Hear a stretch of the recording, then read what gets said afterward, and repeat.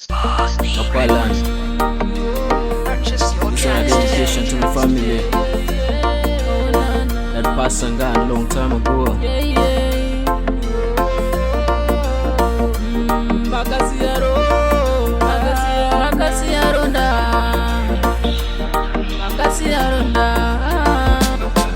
Ndinorwadza ende zvodzimba hana zoreva vakaenda tichazovaona ndangariro dzondibaya misodzi ndinochema mwoyo makaenda asi isu tine ronda chandaidawo kaini kuzokuonai kukupai zvandawana nekuzokuchengetai zvakazoramba izvozvi mumbori pai ndovimba mwari vekudenga vakakutambirai kurwara havana takangonzwa vashaya ndikazvifunga inini zvinondibaya makasiya vazukuru pamwe nevana zvino tichaita sei mvura yakunaya zvikurwadza tiri tega tiri kutraya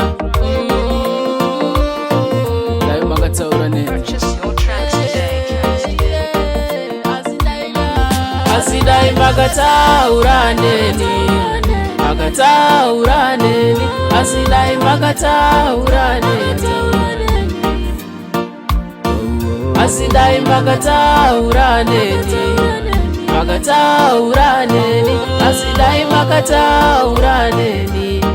makataura neni tinoti zororai murugare pamuriko kumufare takusuwai takusuwai takusuwai nguva yareva mufunge takusuwai takusuwai onai makaoneka kuti nave kuyenda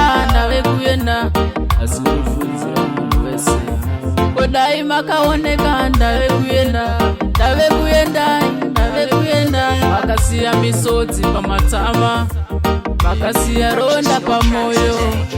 makasiya hama dzichichema hatichataure pakuvana makasiya ronda risingapore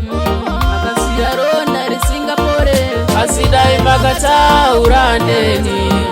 makataura neni asi dai makataura neni asi dai makataura neni makataura neni asi dai makataura neni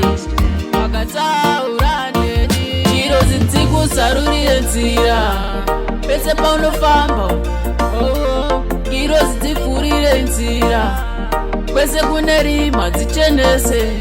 chiro dzidzifurire nzira pane chanoshuwa chiitike chaunoda chiche chiitike